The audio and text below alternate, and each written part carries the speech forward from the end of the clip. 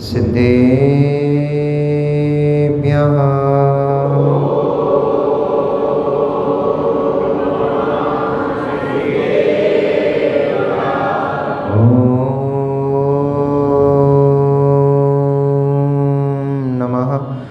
सिद्धेभ्यः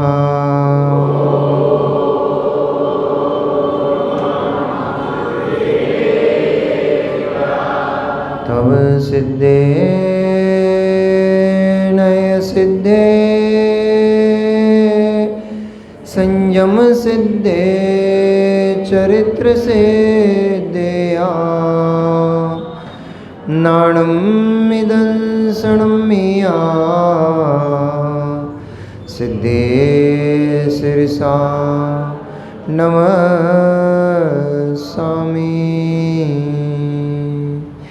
सिद्धं सम्पूर्णभव्यर्थं सिद्धे कारणमुत्तमं प्रशस्त दर्शन ज्ञान चारित्र प्रतिपादनम् नमो अरिहन्ताणं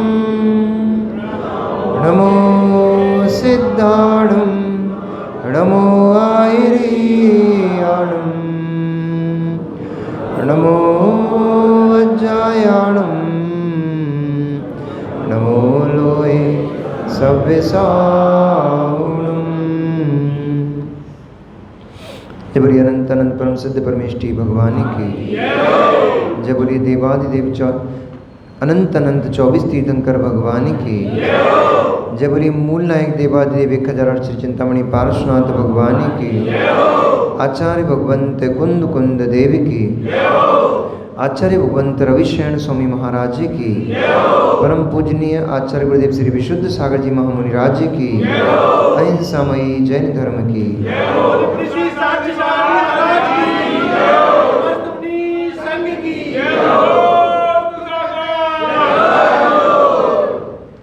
मनुष्यों, वर्तमान शासन नायक भगवान वर्धमान स्वामी के शासन काल में हम सभी भव्य जीव यहाँ विराजते हैं। महाश्रमण परम भट्टारक उन भगवान वर्धमान स्वामी के मुख कमल से निश्चित भागवादिनी भगवती मजनवाणी का हम सभी भव्य जीव यहाँ करुणांजलि लगा करके पान कर रहे हैं। यह भागवादिनी, यह भगवती मजनवाणी सभी जीवों का कल्याण करे, सभी जीवों का मोक्ष मार्ग प्रशस्त करे।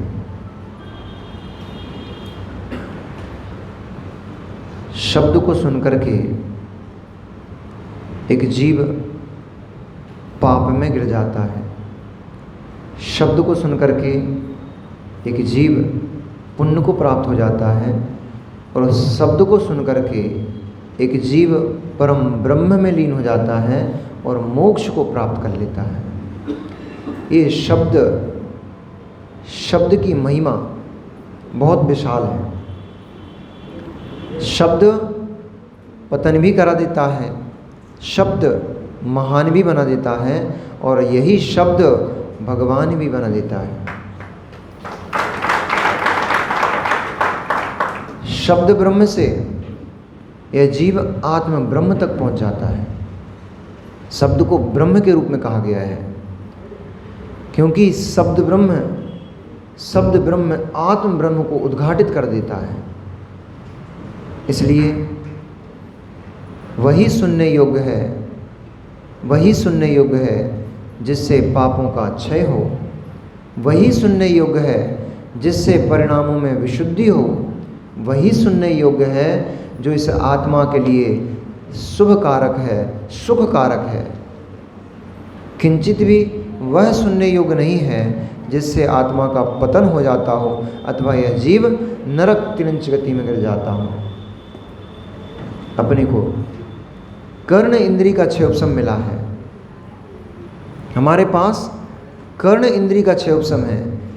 कौन सी इंद्री होती? कर्ण इंद्री कौन सी इंद्री होती है? नहीं, कौन सी इंद्री होती है? पांचवी इंद्री होती है। किसके पास होती है? किसके पास होती है? पंच इंद्री के पास। कर्ण इंद्रिय पांचवी इंद्रिय है जो पंच इंद्रिय जीव के पास होती है। सभी के पास कर्ण इंद्रिय की उपलब्धि नहीं है। वे जीव महान पुण्यात्मा जीव हैं। वे जीव बहुत बहुत बहुत बहुत पुण्य इकट्ठा करके आए हैं जिनको कर्ण इंद्रिय प्राप्त हुई है। और कर्ण इंद्रिय प्राप्त करके उस कर्ण इंद्रिय का यदि हम दुरुपयोग करेंगे तो नियम से यह कर्ण इंद्रिय हमसे छिन जाती है। एक एक इंद्रिय के विषय में, एक एक इंद्रिय के विषय में आता है कि जो जिस इंद्रिय का अधिक लोलुपी होता है, जो जीव जिस इंद्रिय में, भैया माइक ठीक करो, गड़बड़ कर दिया तुमने। जो जीव जिस इंद्रिय का लोलुपी होता है, जो जीव जिस इंद्रिय के विषय में अत्यधिक प्रवृत्ति करता है, उसकी वह इंद्रिय उससे कर्म छीन लेते हैं। इसलिए पंच इंद्रिय हो आप, और पंच इंद्रिय पद को प्राप्त करके, पंच इंद्रिय अवस्था को प्राप्त करके यदि हम इस कर्ण इंद्रिय का दुरुपयोग करेंगे तो ये कर्ण इंद्रिय हमसे छिन जाएगी। चक्षु इंद्रिय को प्राप्त करके यदि इस चक्षु इंद्रिय को हम पाप में लगा के रखेंगे, ये चक्षु इंद्रिय हमसे छिन जाएगी। अधिक अधिक इंद्रियों का उपभोग करते करते करते करते अंत में केवल एक इंद्रिय शेष रह जाती है, स्पर्शन इंद्रिय। और वह फिर एक इंद्रिय जीव कहीं वृक्ष बना खड़ा मिलता है, तो कहीं पानी भरकर बहते मिलता है, तो कहीं पत्थर बनकर चट्टानों में पड़ा मिलता है, अग्नि बनकर जलते मिलता है, वायु बनकर के रिश्ते मिलता है। सारी इंद्रियां छिन गई, सारी इंद्रियां छिन गई। केवल एक इंद्रिय हाथ में बची, स्पर्शन इंद्रिय, जहां से प्रारंभ किया था घूम फिर के पुनः वहीं पहुंच गए। इसलिए आपको इंद्रिय मिली, इस एक एक इंद्रिय की उपयोगिता को समझो। आपको दुष्ट गोष्ठी करने से यह देह मनुष्य देह नहीं मिली है। किसी की निंदा, किसी के पुराण, किसी की गलतियों को खोलने को आपको यह रसना इंद्रिय नहीं मिली है। आपको इससे मिली कि रसना इंद्रिय किससे मिली? रसना इंद्रिय किससे मिली? भगवान जिनके स्तवन किए थे, गुणवान पुरुषों के गुणों का कीर्तन किया था, जो सम्यक दृष्टि जीव थे, उनकी जय जयकार की थी, उनके लिए बधाई हो, धन्य हो, ऐसे ऐसे शब्दों का प्रयोग किया था। इन शब्दों के प्रयोग से आपको रसना इंद्रिय की प्राप्ति हुई।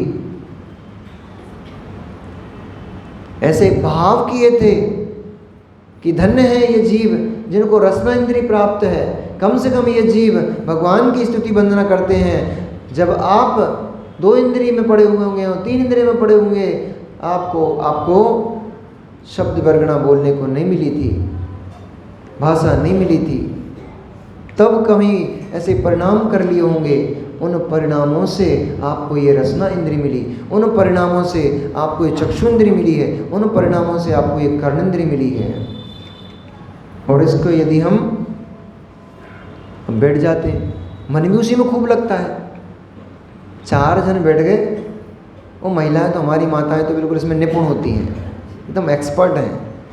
4 बैठी और सबसे पहले अब भगवान की प्रतिमा दिखाई नहीं दे रही है, माँ ध्यान से जियो, संभल के जियो।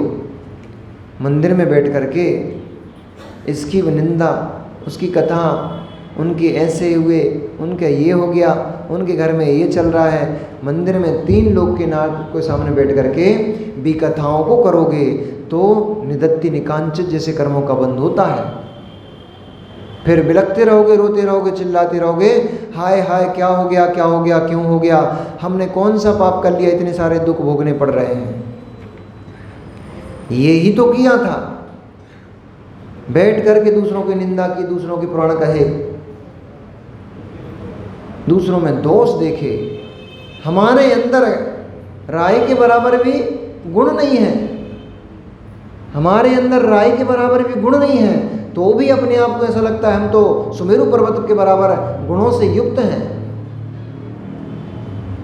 और इतने बड़े बड़े विशाल पर्वत, सुमेरु पर्वत जैसे खड़े हो जाएं, इतने सारे आपके अंदर व्यसन और इतने सारे आपके अंदर बुराइयां बढ़ी पड़ी हैं, फिर तब भी अपने दोष, अपनी बुराइयां राई के बराबर छोटी भी नहीं लगती हैं। लगती हम में तो बुराई है ही नहीं। अपना आकलन करो, अपना आकलन करो, हम कहाँ गिर रहे हैं, अपना आकलन करो। दुनिया को समझाने की आवश्यकता नहीं है, दुनिया के पास बहुत ज्ञान है। सबसे पहले अपने आप को समझाने की आवश्यकता है, सबसे पहले अपने अंदर झांकने की आवश्यकता है, हमारी परिणति कहाँ जा रही है। मैंने एक दिन उदाहरण दिया था ना कि रावण का पुतला जलाने बेही जाए, रावण का पुतला जलाने बेही जाए जिन्होंने कभी किसी सीता को निहारा ना हो, जिन्होंने कभी किसी परस्त्री को बुरी दृष्टि से, खोटी दृष्टि से न देखा हो, जिन्होंने कभी किसी कुंवारी कन्या के ऊपर कुदृष्टिपात न किया हो, और जिन महिलाओं ने कभी पर पुरुष को न निहारा हो, उनके ऊपर वासना रूप परिणाम न किए हो, वे तो अधिकारी हो सकते हैं।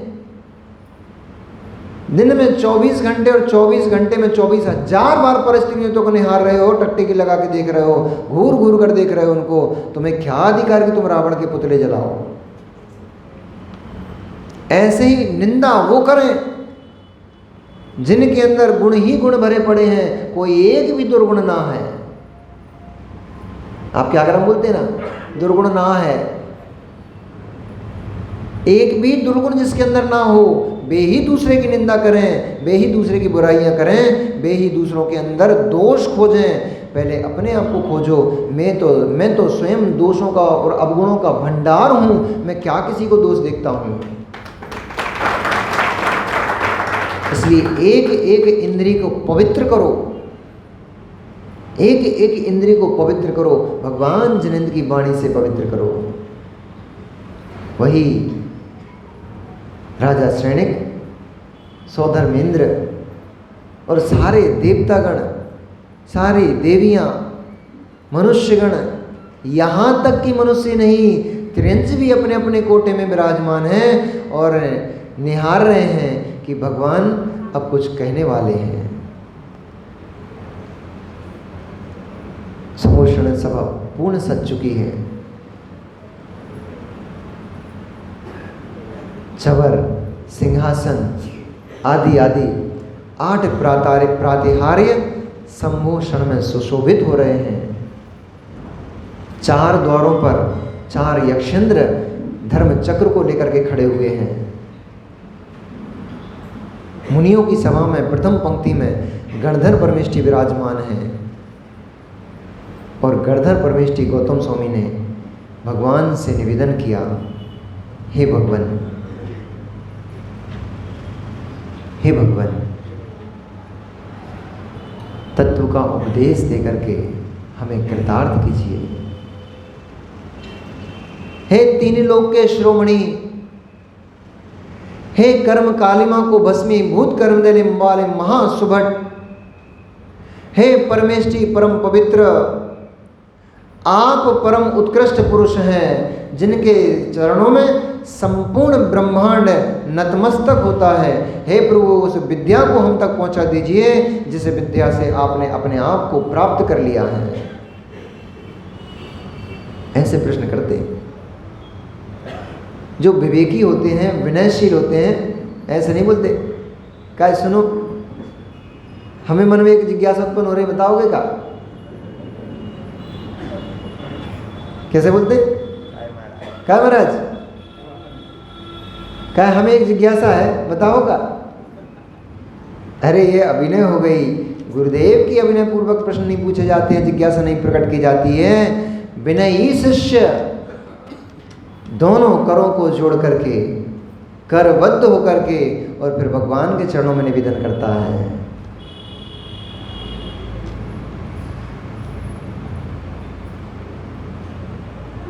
अब एक चौपाई बोलने वाले थे, भगवान के उपदेश हो, भगवान के समोषण सभा में भगवान जिन्हें की दिव्य ध्वनि खिरे, इसके लिए एक चौपाई बोलने वाले थे, वो लिख नहीं पाए, इसलिए अब फिर बाद में देखेंगे। तो भगवान जिन्हें को निवेदन किया कि हे भगवान, संसार क्या है, ये लोक क्या है? ये जो प्राणी कष्ट में दिखाई देते हैं, ये क्यों कष्ट से ग्रसित हैं? कोई महाराजा बना दिखाई देता है, ये कैसे होता है?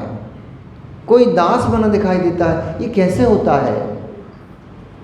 कोई जगत में कष्टों को भोग रहा है, कोई जगत में इंद्रिय सुखों को भोग रहा है, कोई बलहीन है, कोई बलवान है, ये सब क्यों है, कैसे है? कोई जीव अपने ही द्वारा अपना ही घात कर लेता है, तो कोई जीव पर के द्वारा भी उपकृत होते हुए देखा जाता है। ये सब क्या संसार का रहस्य भगवान समझाने का प्रयास कीजिए। तब गणधर परमेष्ठी गौतम स्वामी ने प्रश्न करते हुए और भगवान जिनेन्द्र को नमस्कार किया, अपने मस्तक को, अपनी पिच्छी को करमुकलित करके भगवान जिने को त्रिबार नमोस्तु करते हुए निवेदन किया, भगवान हमें कृतार्थ कीजिए। और जैसे ही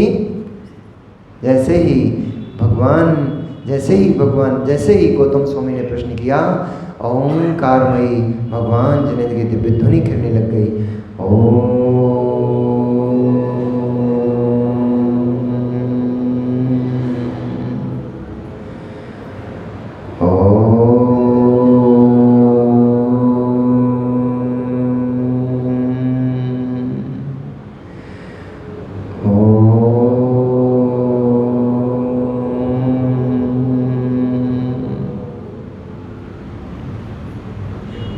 और जैसी सभा यहाँ स्तब्ध हो गई,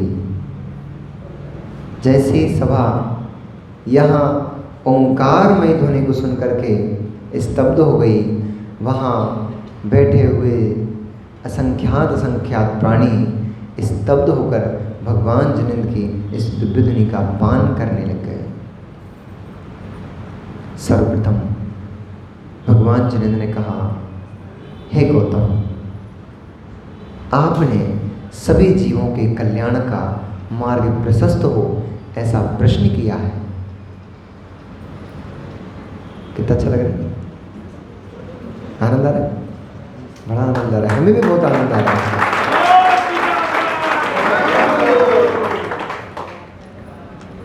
प्रवीण भैया,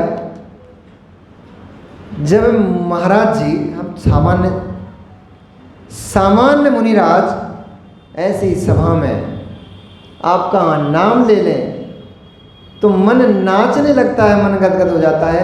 हमें भी अनुभव इस बात का, हम भी जैसे आप लोग इंतजार करते रहते हो ना। अब देखो ऐसा भैया, सब लोगों के नाम इसलिए नहीं ले पाते, हमें सबके नाम नहीं पता है, गिने चुने 2-4 नाम पता है, वो लेते रहते हैं हम। संबोधन से व्याख्यान में मधुरता आ जाती है। संबोधन से जिसका संबोधन लिया जा रहा है वह, और साथ में उसके बहुत सारे लोग एकाग्रचित्त हो जाते हैं। और ये संबोधन की जो विधि, कई लोग इसका निषेध भी करते हैं, बहुत सारे लोगों ने इसका, आचार्य श्री का इस बात पर बहुत बार निषेध हुआ कि ये विशुद्ध सागर जी नाम ले लेकर के लोगों को बुलाते हैं, ये सभा का अपमान है। ये सभा का अपमान नहीं है, ये तो साक्षात समोषण में भी व्यवस्था है। जब भगवान जिन्होंने ने प्रथम उपदेश दिया तो सबसे पहले उन्होंने यही कहा था, हे गौतम। जब प्रथम श्रोता बनकर के श्रेणिक पहुंचे थे तो आचार्य केवली तीर्थंकर भगवान ने यही कहा था, हे श्रेणिक, ध्यान से सुनो। तो हम बता रहे थे आशु भैया कि गुरुदेव के मुख से भरी सभा में नाम आ जाए, परम पुण्यात्मा जीव कहो। वास्तव में पुण्यात्मा जीव होते हैं गुरुओं के मुख पर जिनके नाम आ जाते हैं। वे पुण्यशाली जीव होते हैं जिनके नाम गुरुओं के मुखारविंद पे आते हैं। तो फिर वे तो महापुण्यशाली जीव हैं जिनके नाम साक्षात आचार्य भगवंत के मुखारविंद पे आते हों। और वे तो महान भाग्यशाली जीव हैं, उनके पुण्य का तो कोई ठिकाना ही नहीं है, जिनका नाम साक्षात केवली भगवान के मुखारविंद पे आता हो। हे गौतम, जिस प्रश्न से, जिस तत्व के उपदेश से जन जन का कल्याण होगा, जीव मात्र का कल्याण होगा, ऐसा प्रश्न करके तो मैंने सभी जीवों के कल्याण का मार्ग प्रशस्त किया है। तो आप इस तत्व के उपदेश को निर्मल परिणति करके ध्यान लगाकर सुनिए। हे गौतम, यह जो लोक है, ये संपूर्ण लोक 14 राजू प्रमाण है। आकाश एक द्रव्य है, उस अनंत आकाश के बीचों बीच 6 द्रव्य पाए जाते हैं। यह अनंत आकाश, उस आकाश के बीचों बीच स्वयं आकाश सहित 6 और द्रव्य, 5 और द्रव्य पाए जाते हैं, यानी कुल 6 द्रव्य पाए जाते हैं। और जहाँ जहाँ तक ये 6 द्रव्य पाए जाते हैं उसका नाम लोक कहलाता है, इसका नाम ही संसार है। यह लोक 14 राजू ऊंचा उतंग है, 14 राजू ऊंचाई वाला है। यह लोक 343 घन राजू प्रमाण, यह लोक की पूरी व्यवस्था है।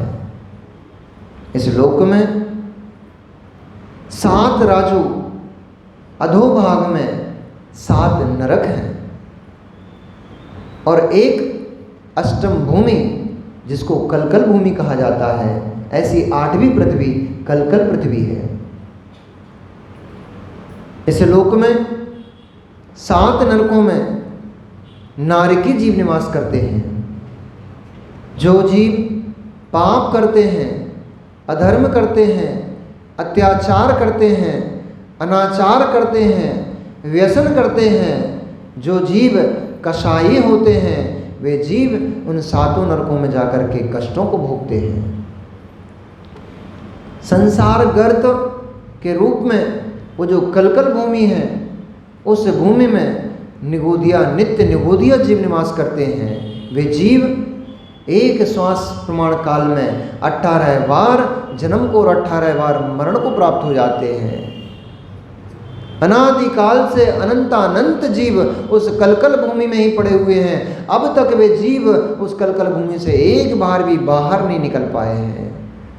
अहो जीवों का दुर्भाग्य, अहो जीवों का दुर्भाग्य कि ऐसी निगोद राशि अनंतानंत राशि है और वे जीव अनंत काल व्यतीत हो चुका है, लेकिन अनंत काल व्यतीत होने पर भी अब तक वे जीव उस निगोद पर्याय से वापस बाहर नहीं निकल पाए हैं। 7 राजू ऊर्ध्वलोक में, मध्यलोक में 1,40,000 योजन ऊंचाई क्षेत्र में और 1,00,000 योजन चौड़ाई क्षेत्र में यह मध्यलोक बसा हुआ है। उस मध्यलोक में अनंत अनंत अनेक अनेक द्वीप हैं, अनेक अनेक समुद्र हैं। उन असंख्यात द्वीप समुद्रों में, उन असंख्यात द्वीप समुद्रों के मध्य में एक सुमेरु नाम का पर्वत है। वह पर्वत जैसे मनुष्य के शरीर में नाभि प्रदेश मध्य में स्थित होता है, ऐसे ही वह सुमेरु पर्वत तीनों लोगों के मध्य में नाभि के समान स्थित है। उन 2.5 द्वीप में मनुष्यों का गमनागमन और मनुष्यों का आवागमन होता है। उसके बाहर के क्षेत्रों में, बाहर के द्वीपों में मनुष्यों का आवागमन वर्जित है। 7 राजू ऊर्ध्वलोक, उसमें 1,40,000 योजन कम करके, क्योंकि उतने क्षेत्र में मध्यलोक है, इतना क्षेत्र ऊर्ध्वलोक कहा जाता है अथवा यह स्वर्गलोक कहा जाता है। इसमें 16 स्वर्ग हैं, 9 ग्रैवियक विमान हैं, 9 अनुदिश विमान हैं और 5 अनुत्तर विमान हैं और 5 अनुत्तर 5वें सर्वाण सिद्धि अंतिम अनुत्तर विमान के ऊपर सिद्धशिला है, जहाँ पर संपूर्ण कर्मों से रहित सिद्ध परमात्मा निवास करते हैं। ये 7 तत्व और 6 द्रव्य 9 पदार्थ रूप यह संसार परिभ्रमण चक्र चल रहा है। इस चक्र में जो जीव पाप करते हैं वे नरक को प्राप्त होते हैं।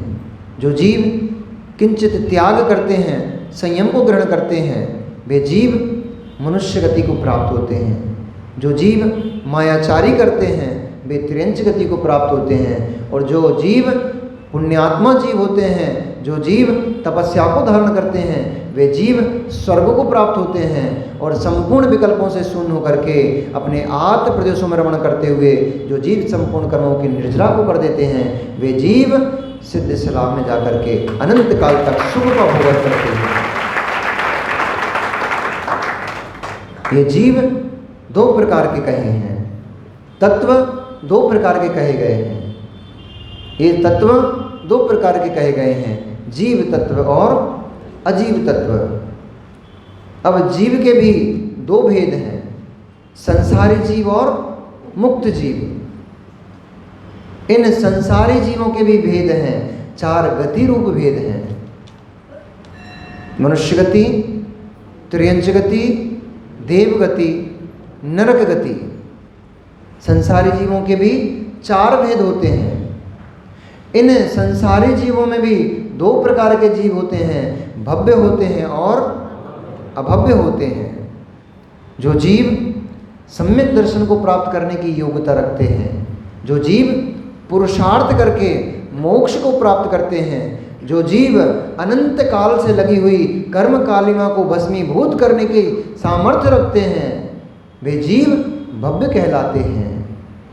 और जो जीव अनंत काल तक संसार में परिभ्रमण करने वाले हैं, लेकिन कभी भी इस संसार परिभ्रमण का उच्छेद नहीं कर पाएंगे, वे जीव जैसे मूंग, जैसे ठुर्रा मूंग कभी सीजती नहीं है, कभी पसीजती नहीं है, कभी पाक शक्ति नहीं होती उसके अंदर, वह अपाक शक्ति से युक्त है। उस मूंग में अपाक शक्ति है, वह कभी भी कितना भी ताप दो, वह कभी भी तपने वाली नहीं है, कभी भी पकने वाली नहीं है। ऐसे ही जो अभव्य जीव हैं, कितना ही तत्व का उपदेश सुन लेंगे, कितना ही तपस्या को धारण कर लेंगे, कितना भी उनको ताप दो, लेकिन वे जीव कभी भी मोक्ष की सिद्धि को प्राप्त होने वाले नहीं हैं। भव्यों की संख्या की अपेक्षा में अभव्यों की संख्या अत्यंत अल्प है। संसार में भव्य जीव अत्यधिक हैं, अभव्य जीव अत्यंत अल्प हैं। जैसे समुद्र में एक चुल्लू पानी, जैसे समुद्र में एक चुल्लू पानी, ऐसे ही भव्यों के बीच में अभव्यों की संख्या जानना चाहिए। जो भव्य हैं वे जीव, जो भव्य हैं वे जीव इस संसार चक्र में फंसे हुए 4 गतों में भ्रमण करते हुए किंचित कदाचित कभी तत्व का उपदेश सुन लेते हैं, और उपदेश को प्राप्त करके वे जीव महाव्रतों को धारण कर लेते हैं। इन भव्यों में कुछ जीव तत्व का उपदेश सुन करके महाव्रतों को धारण कर लेते हैं। कुछ जीव जो शक्तिहीन हैं, जिनके कर्मों की अभी प्रकर्षता है, जिनके कर्म अभी इतने प्रचंड हैं कि उनको महाव्रत लेने के भाव उत्पन्न नहीं होते हैं। मित्र अपने परिणामों को झांकते रहा करो, अपनी पर्याय को झांकते रहा करो। मेरे परिणाम और मेरी पर्याय का परिणमन कैसा चल रहा है। यहाँ बैठे हुए कल एक बड़ा चमत्कार हुआ भैयावृत्ति में। एक बुजुर्ग, नाम क्या भैया आपका? नहीं, कुछ दादाजी आए थे कल। एक बुजुर्ग, शायद हो सकता है सभा में बैठे होंगे अभी। कल एक बुजुर्ग लगभग 70-75 साल, 70 साल के तो होंगे, जब वो आए भैयावृत्ति के लिए आए। भैयावृत्ति करते करते कल जो उन्होंने राम कथा का श्रवण किया था, पद्म कथा का श्रवण किया, उससे उनके अंदर ऐसे भाव उत्पन्न हुए कि मुझे अब आलू का प्रत्याख्यान कर देना चाहिए।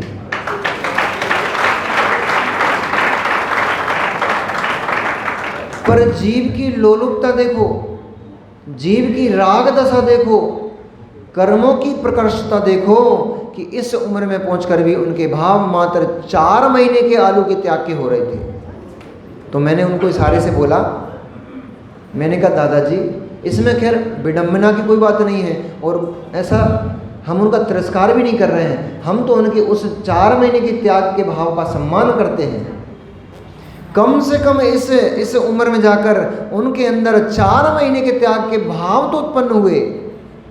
ऐसे कितने यहाँ पर जी बैठे होंगे जो 80 साल की उम्र पार कर रहे होंगे, लेकिन ना उनका रात्रि भोजन का त्याग है, ना आलू प्याज का त्याग है, ना बैंगन का त्याग है, ना गलंत का त्याग है, ना छना पानी पीते हैं, अभी भी होटलों में खाते हैं, अभी भी एक रस त्याग करने के भाव उत्पन्न नहीं हो रहे हैं, अभी भी कभी मुनिराजों को दान देने के भाव उत्पन्न नहीं हो रहे हैं, अभी भी कभी भी उनके अंदर ऐसे भाव उत्पन्न नहीं हो रहे हैं कि हम एक दिन का तो व्रत उपवास धारण कर लें।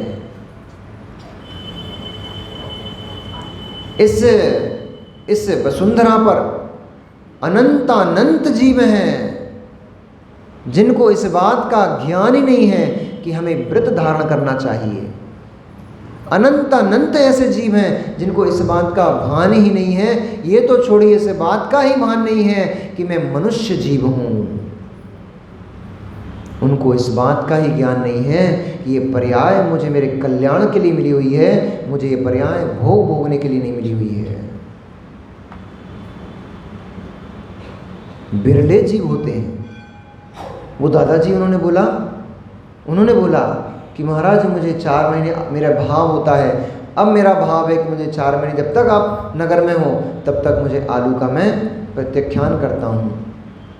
ऐसे छोटे छोटे बच्चे भी नियम लेके गए थे, ये तुम्हारे सम्यक वगैरह। परिणाम कैसे परिवर्तित होता है, संगति का असर कैसे पड़ता है। ये छोटे छोटे बच्चे ये जब से बिहार करा के लाए हैं, यहाँ पर मुनिराज का चातुर्मास हो रहा है।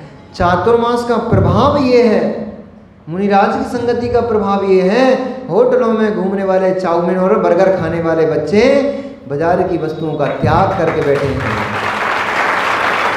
ये लाभ है, सत्संगति का ये प्रभाव है, गुरुओं की संगति का ये प्रभाव होता है। ये हमारे भैया लोग जब शाम को जाते हैं हम जंगल के लिए, तो दुकान छोड़ करके वहाँ से तुरंत उठ के पीछे पीछे भागने जाते हैं। उनको इस बात की चिंता नहीं है कि हमारे पास ग्राहक आके चला जाएगा, इस बात की चिंता है गुरुदेव के साथ जंगल विहार करेंगे तो भैया वृत्ति से पुण्य कमाएंगे।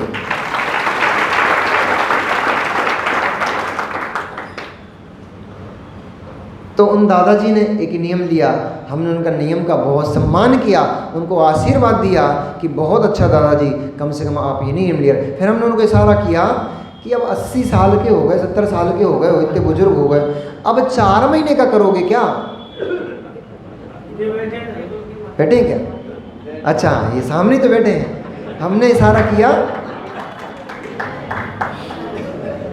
अरे मित्र देखो, मैं आपको मित्र बना रहा हूँ, ठीक है? मेरा तो हर संयमी जीव मित्र है।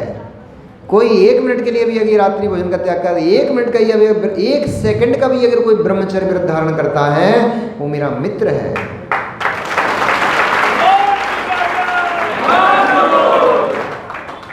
संयमी को तो संयमी ही पसंद आते हैं,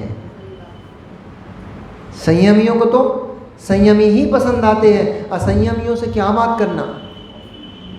वे जब भी मुंह खोलेंगे, जब भी बोलेंगे, घर के कथा पुरानी सुनाएंगे।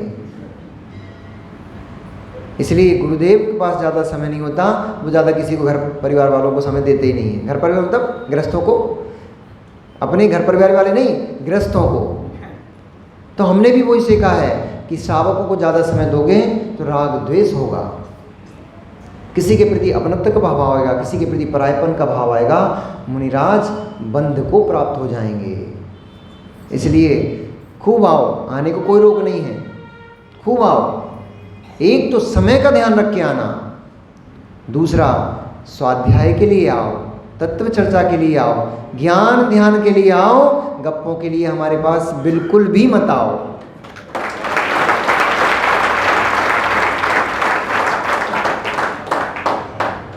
खूब अच्छे आए हो आप।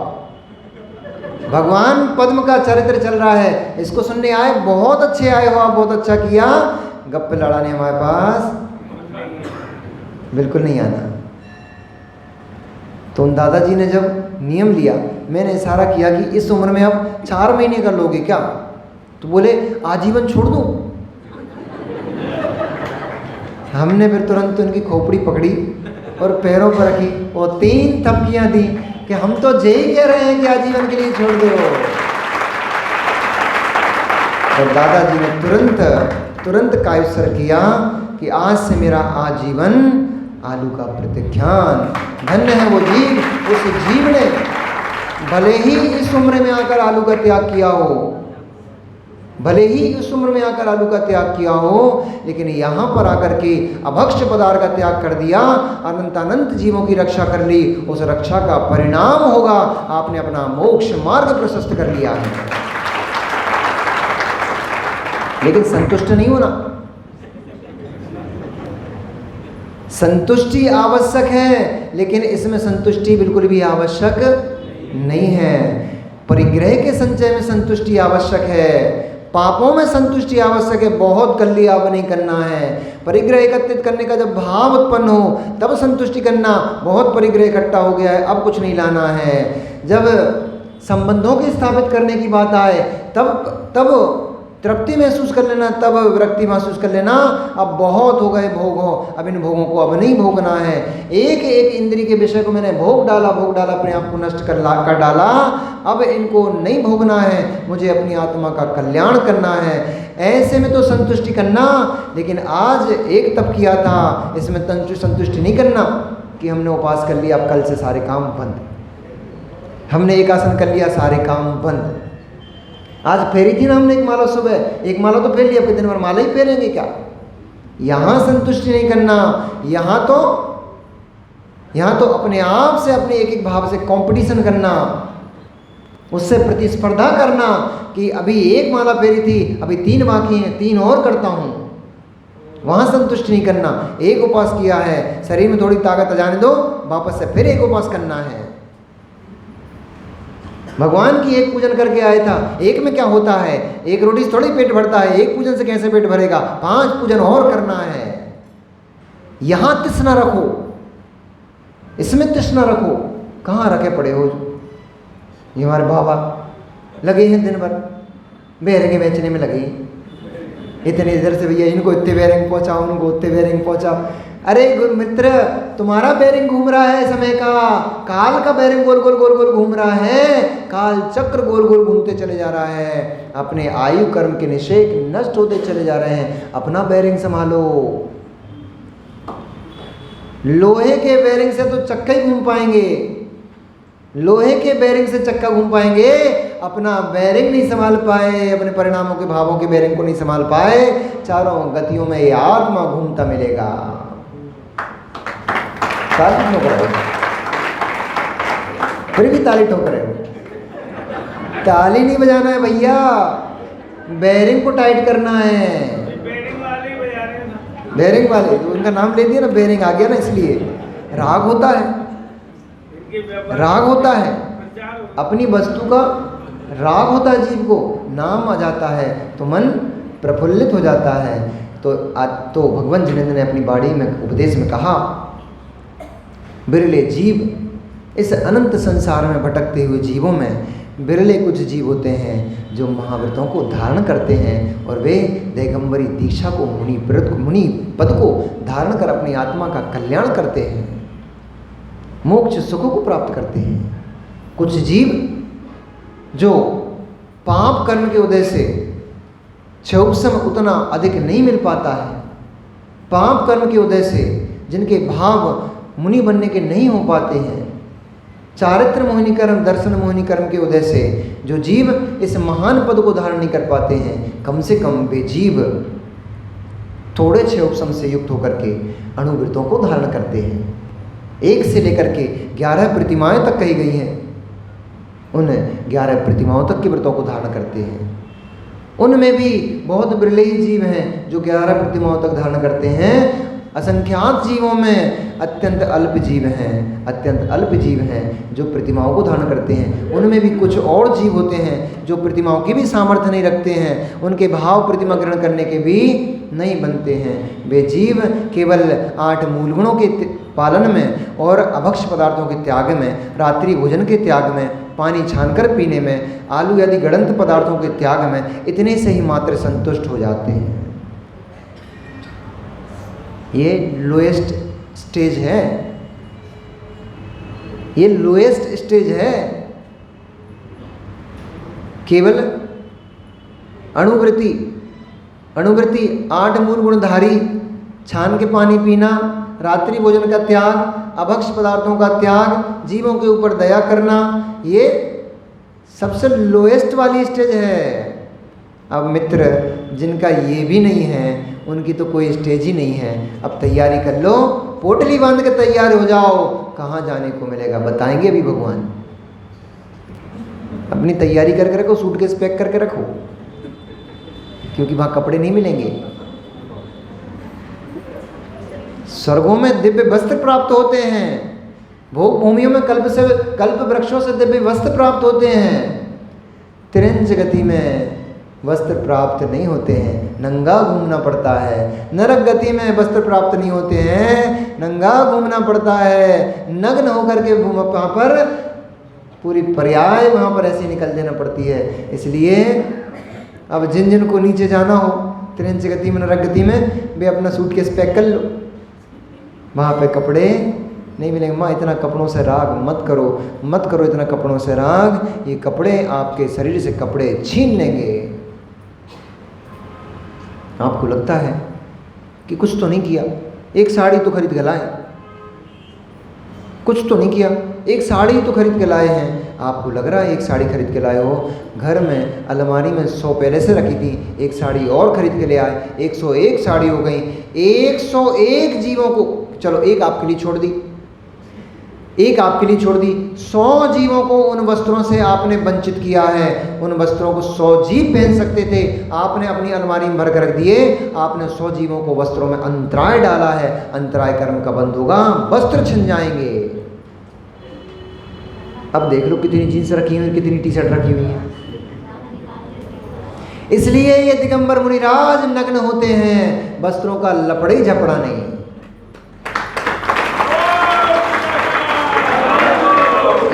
एक वस्त्र के होने में कितनी टेंशन है, कितनी कष्ट है। धोना, सुखाना, निर्मा, सोड़ा, पानी मुहाना, कितने प्रकार के टेंशन है। मुनिराजों ने वस्त्र त्याग दिए। अब ना इनको सिलवाना, दर्जी की सबसे बड़ी टेंशन तो दर्जी की होती है। टेलर के पास जाओ, पहले तो नाप लेने की, कभी इधर घुमाएगा, कभी उधर घुमाएगा, कभी नीचे करेगा, कभी ऊपर करेगा। घर में स्वामी बन के जीते हैं, घर में किसी की बात जरा सी भी नहीं सुनते। वो टेलर के जाते तो वो हाथ पकड़ के गर्दन मटकाएगा, हाथ घुमाएगा, ये करेगा, वो करेगा, सब चुपचाप बेचारे खड़े खड़े सुनते रहते हैं। इसलिए मुनिराज कपड़े नहीं पहनते, टेलर के नहीं जाना हमें। फिर देवी के हाथ जोड़ना पड़ते हैं, 4-5 जोड़े कपड़े गंदे हो गए, देवी धो दई हो। वे कहती हमारे पास का बिल्कुल फुर्सती बैठे, अभी हमारे पास टाइम नहीं है, धो दें। चले गए बेचारे, धीरे से मुन्नी लटकाए, धो देंगे भैया, का जहाँ जहाँ परिग्रह है, जहाँ जहाँ परिग्रह है, जहाँ जहाँ वस्तु है, जहाँ जहाँ वस्तु का संचय है, वहाँ वहाँ नियम से अपकार होगा। और जहाँ जहाँ परिग्रह का त्याग है, वहाँ जीव का उपकार होगा। जहाँ जहाँ भारी होकर बैठोगे, वहाँ वहाँ नियम से आपको तिरस्कार सुनना पड़ेगा, तिरस्कार झेलना पड़ेगा। और जितने जितने हल्के होते जाओगे, अपने आप सम्मान बढ़ते चला जाएगा। इसलिए हमने तो सब छोड़ छाड़ा है भैया, टेंशन फ्री। बहुत टेंशन होती थी, सच्ची बता रहे, बहुत टेंशन होती थी। किसी महीने सैलरी आने में लेट हो गई, अब दिमाग खराब। 2 तारीख हो गई, अभी तक सैलरी नहीं आई। बॉस को फ़ोन लगा रहे हैं, बॉस बोल रहा है एक आध दिन में निकल जाएगी, वो डालने वाली मैडम से बात हो गई है, वो पहुंचाने वाली है, कर रही है। अरे यार तुम तो पहुंचा नहीं, हमारा तो चेक लगा है भैया वहाँ पे। गाड़ी की लोन ली थी तो तुम तो कह रहे 1 आध दिन में पहुंच जाएगी, हमारा चेक लगा पड़ा भैया, बाउंस हो जाएगा। टेंशन है कि नहीं? प्रैक्टिकल में जीते हम तो, प्रैक्टिकल बातें बताते हैं। जिनवाणी से अध्ययन करते हैं जिनवाणी से अध्ययन करते हैं, फिर उनको अपने जीवन में रियलाइज करते हैं कि ये स्थिति हमारी कहाँ है, फिर हम आपको बताते हैं। कई सुनी बातों में हम विश्वास कम करते हैं, हम तो प्रैक्टिकल लाइफ में विश्वास ज़्यादा करते हैं। इसलिए जितना जितना परिग्रह होगा, जहाँ जहाँ संबंध होंगे, वहाँ वहाँ नियम से इस जीव का तिरस्कार होगा, अपमान होगा, और जितना जितना हल्का हो जाएगा, हमने इसलिए चे पकड़ो रेजिग्नेशन हमें करनी नहीं, टेंशन फ्री हो गए। उसी दिन से टेंशन फ्री हो गए, न चेक आने की टेंशन, न जाने की टेंशन। फिर धीरे धीरे करके ऐसे करते करते फिर पूरी टेंशनों से मुक्त ही हो गए। मुक्त होना है, टेंशन मुक्त होना है, नहीं होना। अब कैसे बोले, होने तो है, पर हाँ कैसे कहें। अब भाई महाराज कहते उतारो कपड़े, टेंशन मुक्त होने तो है, पर हाँ कैसे कहें। महाराज कहें उतारो कपड़े, और भाई हम कर नहीं पाने। कोई बात नहीं, भगवान जिनेंद्र की वाणी में आया है, जो जीव महाव्रतों को धारण नहीं कर सकते हैं, नहीं कर पाने में समर्थ हैं, वे जीव कम से कम अणुव्रतों को धारण करो, प्रतिमाओं को धारण करो। क्योंकि 2 प्रतिमा से नीचे आप व्रती नहीं हो। ध्यान से सुनना माताओ, 2 प्रतिमाओं से नीचे आप व्रती नहीं हो। मुझे अपने जीवन में एक बहुत बड़ा कष्ट था, बताऊं क्या था, बता देता हूँ, काम आएगा आपके। मुझे अपने जीवन में एक बहुत बड़ा कष्ट था। वह कष्ट ये था कि जब मैंने व्रत ले लिया, मतलब ब्रह्मचर्य व्रत ले लिया, आचार्य श्री से निवेदन किया दीक्षा के लिए, तो समय था, उस बीच में मेरे पास 3 प्रतिमाओं के व्रतों को मैं पालन करता था। गृहस्थ में रह करके घर में मैं 3 प्रतिमाओं के व्रतों को पालन करता था, लेकिन मेरे पास प्रतिमा नहीं थी, क्योंकि कुछ विकल्प था पारिवारिक। वो भी बता देता हूँ। हम रहते थे भैया भाभी के साथ भोपाल में, बाकी हमारा पूरा परिवार दूसरे गांव में, दूसरे जगह पर निवास करता था। तो हमें घर में कोई विकल्प नहीं था। भाभी अच्छी बना के खिलाती, सब कुछ करती, लेकिन हमें विकल्प था कि हम अगर प्रतिमा लेके आ गए, अब भाभी को सोले का भोजन बनाना पड़ेगा, सोले के वस्त्रों को तैयार करना पड़ेगा, वही समय बच्चों के स्कूल जाने का होता है, वही समय भैया के लिए ऑफिस जाने का होता है, वही समय उनके और गृहस्थ के कार्यों का होता है, और उसी समय पे फिर हम उनको एक सोले का, और किंचित कभी किसी दिन उनके मन में यदि ये विकल्प आ गया, किंचित कभी किसी दिन उनके मन में अगर ये विकल्प आ गया कि भैया अच्छे व्रत ले आए, हमें परेशानी बढ़ गई, तो ये हमें गवारा बिल्कुल भी नहीं होगा। हम व्रत हमारा है, प्रतिमा हमारी है, हम उसमें किसी को कष्ट नहीं देना चाहते। ऐसा सोचकर हमने आचार्य जी से निवेदन किया, गुरुदेव हम प्रतिमा लेने के भाव से तो आए थे, लेकिन सोले के कुएं का पानी और सोले का भोजन पहले ही प्रतिमा में है, इसलिए हम प्रतिमा नहीं, हम 3 प्रतिमा का अभ्यास रूप करेंगे, प्रतिमाओं को पूरा पालन करेंगे, केवल सोले का भोजन हम नहीं करेंगे। घर में जो शुद्ध भोजन बनेगा वही भोजन करेंगे, कुएं का पानी नहीं, जेट का जो पानी निकलता है हम वो पानी पिएंगे। आचार्य जी तो दयाशील है, करुणाशील है, वे दूरदृष्टा हैं, उनको मालूम है, उनके ज्ञान में सब दिखता है, सब झलकता है कि भव्यता धीरे धीरे प्रकट हो रही है। ठीक है, कोई बात नहीं, अभी तुम बोर का पियो, फिर बड़े बोर का पीना। उन्होंने कहा ठीक है, विकल्प नहीं करो, विकल्प में साधना नहीं है, विकल्प में कर्मों की निर्जरा नहीं है। जितना तुम निर्विकल्प होकर के जितना साधना कर सकते हो उतनी साधना करो। हमने कम से कम 1.5 साल 2 साल लगभग 3 प्रतिमाओं के कंटिन्यू व्रत पालन किए बिना प्रतिमा के साथ। हमारे जीवन में क्या कष्ट था, हर समय जब सामायिक के लिए बैठते थे तब तक हमें लगता था आज यदि मेरी मृत्यु हो जाती है तो 3 प्रतिमा के व्रत पालन करते हुए भी मैं अव्रती बन के मर जाऊंगा, मेरी समाधि नहीं हो पाएगी। इसलिए एक दिन निर्णय किया, अब भैया सब टंटा छोड़ो, घर में रहेंगे तब तक तुम प्रतिमा ले नहीं पाओगे, इसलिए सीधे घर छोड़ दो, सारी टेंशन खत्म। आचार्य गुरुदेव पंचकर्णक के लिए भोपाल आए, पंचकर्णक का चल रहा था, पंचकर्णक में पंचकर्णक में भगवान के दीक्षा कल्याण का दिवस था, भगवान की दीक्षा करने का दिवस था। हमने घर वालों से निवेदन किया, भैया देखो ऐसा है, प्रतिमा घर में पालते पालते तो बहुत समय हो गया, अब हमें घर छोड़ना है। सबने मना किया, हमने थोड़ा मस्का लगाया, थोड़ा मक्खन मक्खन लगाया, लगा करके हमने भैया भाभी को तैयार किया। हमने कहा मम्मी पापा जल्दी तैयार नहीं होंगे, आप थोड़े जल्दी मान जाओगे। तो हमने भैया भाभी को तैयार किया। हमने कहा हमें प्रतिमा दिला दो, हमें और कुछ भी नहीं चाहिए। तो बोले तुम प्रतिमा लोगे फिर घर छोड़ दोगे, और घर हमें तुमसे छुड़वाना नहीं अभी।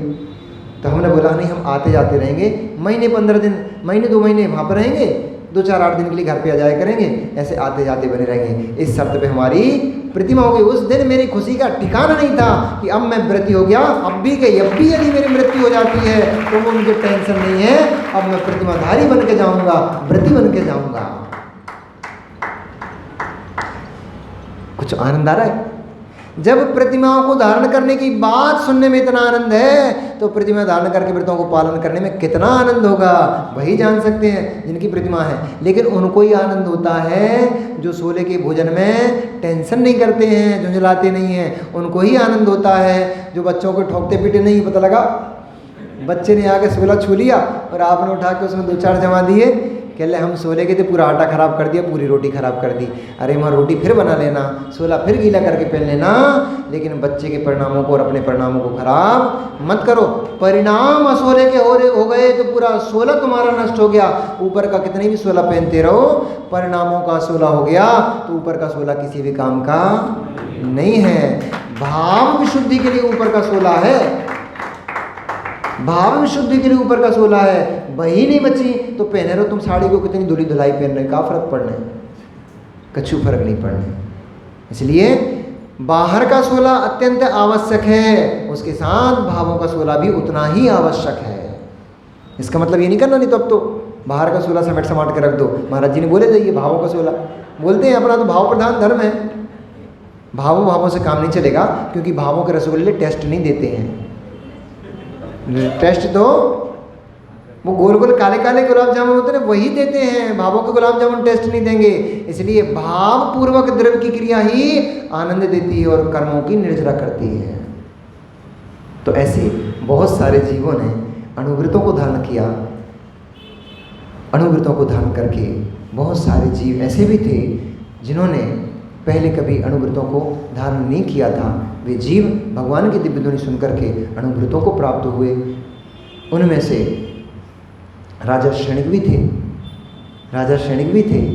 उन्होंने भी यथा योग, क्योंकि नरक आयु का पहले बंद कर चुके थे, इसलिए ना तो वे महाव्रत धारण कर सकते थे, न प्रतिमाओं को धारण कर सकते थे। माँ ये पैमाना है, ये मीटर है आपके पास, भैया ये मीटर है आपके पास।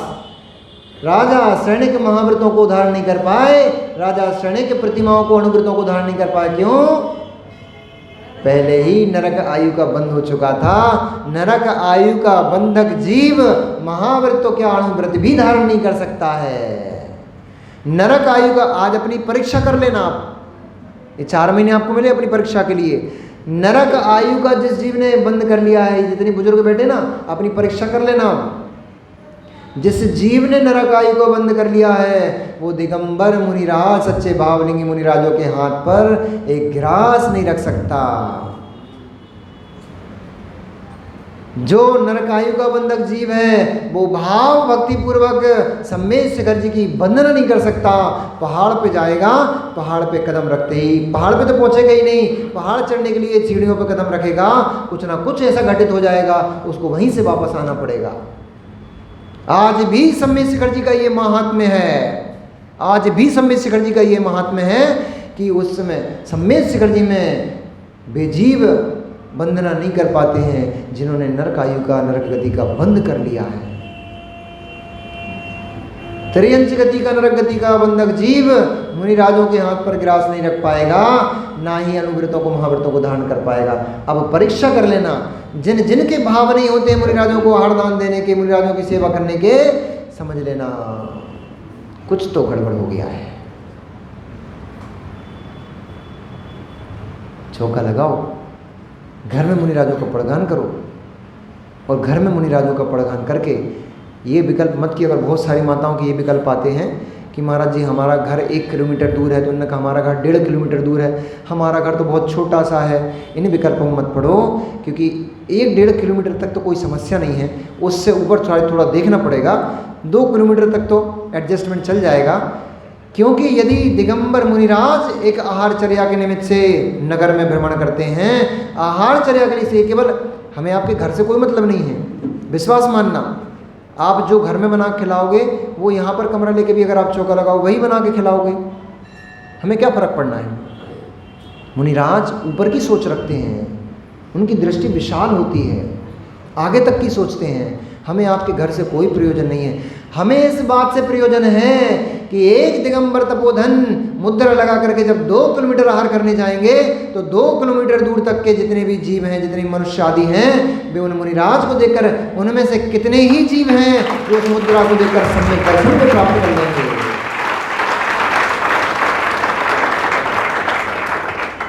कितने ही जीव हैं जो ये देख करके अहो धन्य ये भगवान जिनेंद्र की मुद्रा जिसको धारण कर ये नर चले जा रहे हैं, ऐसा भाव मात्र करके कितने ही जीव अपना अनंत जो भव भ्रमण है उसको कम कर लेंगे। कितने ही जीव मुनिराज को नमस्कार करके अपने कर्मों की क्षपणा कर लेंगे, कितने ही जीव मात्र नमस्कार और भाव विशुद्धि करके अपने नरक त्रियंच गति का बंध खत्म कर देंगे। हमें इससे प्रयोजन है। आपको लगता होगा कि ऐसा महाराज जी क्यों बोलते हैं घर में आहार करने जाना? घर से प्रयोजन नहीं है और घर में भी प्रयोजन भी है। क्या? घर में जब आप आहार कराते हो तो परिणामों की विशुद्धि अलग होती है, पूरे दिन मन गदगद होता है, पूरे दिन मन में उमंग चलती रहती है। आज हमने मुनिराज के पड़गान करके अपने घर में आहार कराया। आपके घर में यदि कोई बहुत सारी व्यवस्था ना भी हो तो भी विकल्प मत करो। हमें कितना क्षेत्र चाहिए? 4x4 के क्षेत्र में हम खड़े हो जाते हैं और 6x8 फीट का देने वाले वो भी नहीं हो तो 4x4 के 2x2 के पाटे के क्षेत्र में हम खड़े हो जाएंगे और 2x2 के क्षेत्र में एक व्यक्ति आकर के एक गिलास दे के चले जाना, लेकिन चौके अपने घर में ही लगाना। जब नगर में मुनिराज पधारे, जब नगर में मुनिराज पधारे, आरिका माता पधारे, महावृति अनुवृत्ति पधारे, अपने घर में चौके लगा करके अपने घर को पवित्र करो, अपने घर में वर्णाओं को पवित्र करो। क्योंकि मुनिराज जे गुरु तीरथ जहाँ, जे गुरु चरण जहाँ धरे, जे गुरु चरण जहाँ धरे, बोलो ना, मुंह बंदे क्या, मुंह लेके बैठे हो क्या? तो बोलो जे गुरु चरण जहाँ धरे जग में तीरथ होए। ये निर्गंत तपोधन जिस स्थान पर अपने चरण रख देते हैं वह स्थान ही पवित्र हो जाता है, वह स्थान तीर्थ बन जाता है। इसलिए अपने घरों को पवित्र करो, अपने घर को शमशान घाट नहीं बनाना है, अपने घर को शमशान घाट नहीं तीर्थ बनाना है। तो गुरु के चरणों को अपने घर में प्रवेश कराओ। अब ऐसा भी नहीं करना कि हमारी माता बहुत कलाकार होती हैं। अब क्या करेंगे? चौकी लेके जाएंगे, महाराज इस पर खड़े होकर हमसे पाद प्रक्षालन करो, हमसे आरती करवा लो। हम जैसे गए अपने चौकी उठा घर ले गए, हमने गुरु के चरण चौके में प्रवेश करा लिया। अरे बहुत कलाकार लोग हैं ये लोग, सब सर हर चीज़ के विकल्प इनके पास हैं। इसलिए ऐसा भगवान जिनेंद्र ने जब जीव अजीव तत्व का उपदेश दिया कि जो जीवन जो चेतना युक्त है वह जीव है और जो चेतना रहित है वह अजीव है। ऐसे जीव द्रव्य एक द्रव्य हो गया, अजीव द्रव्यों में 4 द्रव्य आते हैं, 5 द्रव्य आते हैं, धर्म, अधर्म, आकाश, काल और पुद्गल। ये 5 द्रव्य अजीव द्रव्य हैं। जीव द्रव्य संसारी मुक्त होते हैं, 4 गति भ्रमण रूप जीव द्रव्य भी होते हैं। और जीव द्रव्य भव्य अभव्य के भेद से भी और होते हैं, और भी जीव होते हैं। एक इंद्री से लेकर 5 इंद्री तक भी होते हैं, और भी जीव होते हैं। मार्गणा की अपेक्षा से जीव होते हैं और गुणस्थान की अपेक्षा से जीव होते हैं, मार्गणा स्थान की अपेक्षा से जीव होते हैं। स्त्री पुरुष नपुंसक वेद की अपेक्षा से जीव होते हैं और भी होते हैं। कौन कौन से? योगी की अपेक्षा से जीव होते हैं, लेस्या परिणाम की अपेक्षा से जीव होते हैं, सम्यक दर्शन, सम्यक ज्ञान, सम्यक चारित्र की अपेक्षा से भी जीव होते हैं, चारित्र गुणस्थान की अपेक्षा से भी जीव होते हैं, सम्यक की अपेक्षा से भी जीव होते हैं और निक्षेप आदि की अपेक्षा से भी जीव द्रव्य कहे गए हैं, इन सभी द्रव्यों के बारे में जान करके जब चारों गतियों के भ्रमण के कष्टों का वर्णन भगवान जिनेंद्र ने प्रारंभ किया तो सबके मुख देखने लायक थे और सभी टकटकी लगाकर देख रहे थे।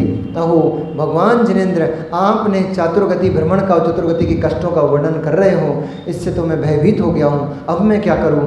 वो क्या करेंगे ये सुनने को मिलेगा आपको कल की पद्म पुराण कथा में, पद्म चारित्र में, कि भगवान जिनेंद्र ने चार गति के भ्रमण को किस रूप कहा है। भगवान रामचंद्र जी महाराज की